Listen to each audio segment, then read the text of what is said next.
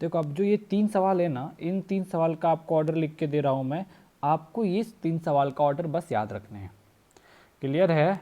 Exceptional है ये और क्वेश्चन से ज़्यादा कंसेप्चुअल है, तो इसको बस याद रखने हैं। अगर सवाल आए तो आपको याद होना चाहिए कि हाँ ये इसका ऑर्डर होता है। क्लियर है? मैं लेक्चर के लास्ट में बेंजोइक एसिड एंड फिनॉल दोनों का डेटा वैल्यू भी डाल दूंगा, आप वो भी देख के उसको भी याद रख सकते हैं। मगर बाकी कुछ याद रहे न रहे, बेंजोइक एसिड में 4 क्वेश्चन कराए थे मैंने, वो 4 याद होने चाहिए और ये 3 का फिक्स ऑर्डर याद रखने हैं। क्लियर है? तो इसका आप ऑर्डर लिख लेंगे। नेक्स्ट वाले का आप देख लीजिए, इसका ऑर्डर आप लिख लीजिए, ऑर्डर लिख के दिया है यहाँ पे। हाँ इस वाले का, चलो इस वाले का मैं ऑर्डर लिख देता हूँ। Meta then phenol, sorry meta is the third one, meta is the third one, meta के बाद फिनॉल हमारा फर्स्ट हो गया।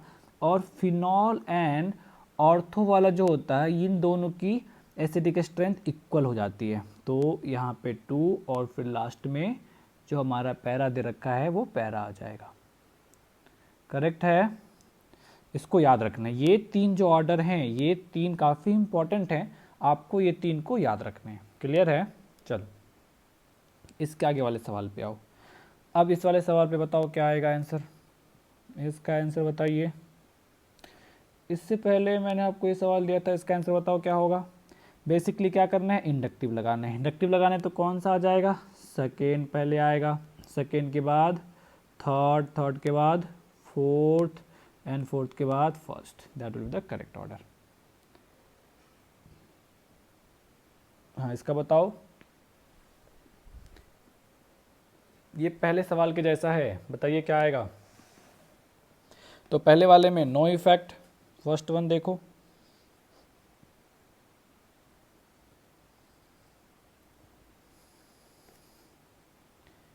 पहले वाले में नो इफेक्ट। दूसरे वाले में देखिए कौन सा आ जाएगा, -m, उसके साथ साथ क्या है -i। क्या ऑर्थो इफेक्ट मिलेगा यहाँ पे, मिलेगा, क्योंकि यहाँ पे इस ग्रुप को लब बनाएंगे तो क्या बनेगा इस वाले पे, आप इसको हटाइए, ओके सॉरी, ये हटाइए, और यहाँ पे डबल बॉन्ड O एंड यहाँ पे H, तो इन दोनों के बीच में हाइड्रोजन बॉन्डिंग हो जाएगी, मतलब ऑर्थो इफेक्ट भी लग रहा है यहाँ पे। करेक्ट है? तो थर्ड क्या आ गया हमारे पास, ऑर्थो इफेक्ट भी लग रहा है। इस वाले पे लगाए तो -i और इस वाले पे लगाए तो -m एंड -i। अब ऑर्डर लिखोगे तो क्या आ जाएगा, ऑर्डर लिखेंगे तो ऑर्डर हमारा ये आना चाहिए कि सबसे पहले -m डोमिनेटिंग है और सेकेंड वन का -i फोर्थ वन के -i से ज़्यादा होगा, तो सेकेंड, फोर्थ, फिर थर्ड, फिर फर्स्ट, ये होना चाहिए। अब देखो हाइड्रोजन बॉन्डिंग है, बताया था अगर ग्रुप -m लगा रहा है और हाइड्रोजन बॉन्डिंग भी शो कर रहा है तो उसका एसिडिक स्ट्रेंथ पैरा वाले से क्या होता है, कम हो जाता है। तो क्या करने, पैरा के जस्ट नीचे इसको उठा के रख देने, बाकी सब क्या रखने हैं, सेम रखने। तो ये हमारा क्या आ जाएगा, करेक्ट ऑर्डर आ जाएगा। समझ ला? चलो इसके बाद का सवाल बताओ, इस वाले में क्या करोगे, क्या लगाओगे, बताइए क्या करेंगे। बहुत ही आसान सा सवाल है और मुझे पता है कि तुम लोग सॉल्व कर लोगे, कर लोगे, मैं छोड़ दूँ क्या। चलो मैं आंसर बता देता हूँ। पहले वाले में it have -m along with -i, it have only -i। अब यहीं पे बच्चे कंफ्यूज करते हैं, सर इसका -i तो इसके -m पे डोमिनेट, अरे नहीं बेवकूफ़, इसका -i है ना, इस वाले का -m वीक है ना, तो -i लेना पड़ रहा है हमें। क्लियर है? तो इसका -i कभी भी इसके दूसरे ग्रुप के -m पे डोमिनेट नहीं करेगा। क्लियर है? ये याद रखने का, बार बार ये बच्चे डाउट पूछते रहते सर उसका -i है। चलो थर्ड वन वाले पे देखो, थर्ड पे क्या आ गया, that is +h and fourth one पे -h, इट ऑल्सो है +i और इट है -i।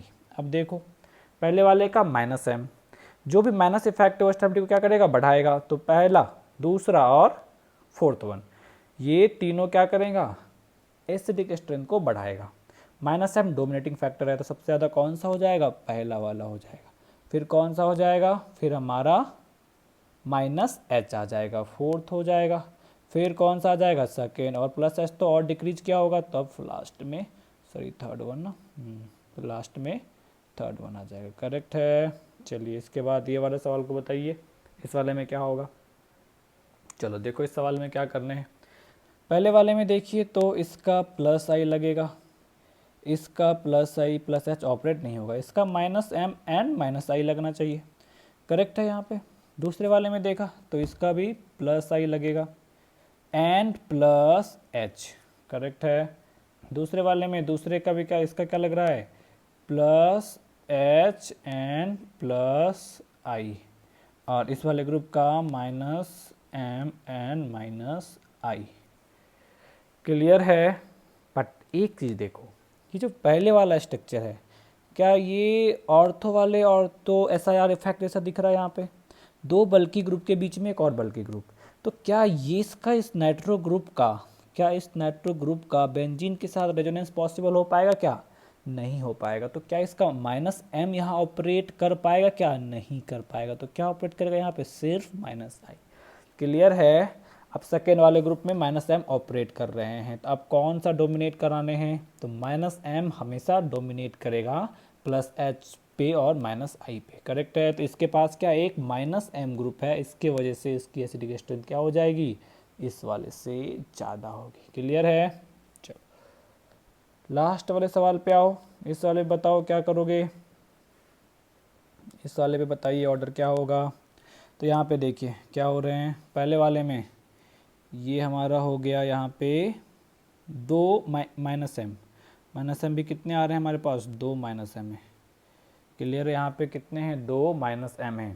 सेकेंड वाले पे बताओ, यहाँ पे भी दो माइनस एम है। इस वाले के पास बताइए, इस वाले में क्या आ रहे हैं? इस वाले में देखिए तो एक माइनस एम है। सॉरी, इसलिए मैं दो क्यों लिखा, एक सेकेंड इसको हटाओ। हाँ, यहाँ पे लिखो दिस इज माइनस एम, और यहाँ पे भी दो माइनस एम है, साथ साथ माइनस आई भी है। तो पहले माइनस एम चेक कर लेते हैं। उसके बाद यहाँ पे माइनस एम है और एक माइनस एम है, और यहाँ पे जीरो माइनस एम है। क्लियर है।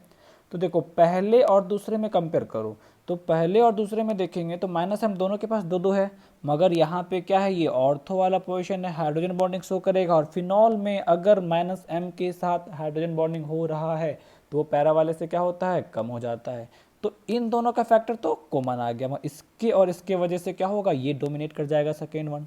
तो क्या लिख लेंगे हम लोग? पहले सेकेंड सबसे पहले आ गया। सेकेंड के बाद अब चेक करेंगे तो सिर्फ माइनस एम ही लगाने, बाकी किसी से कुछ चेंज नहीं होता। होता है क्या? नहीं होता है। तो हमारा क्या आ जाएगा फिर? First, then third, then fourth. Correct है। ओके, चलिए ये सारे सवाल एक बार कर लेंगे आप फिर से, सभी सवाल को कॉपी में खुद से कर लेंगे, और कुछ डाउट है तो पूछ लेंगे। क्लियर है। ओके।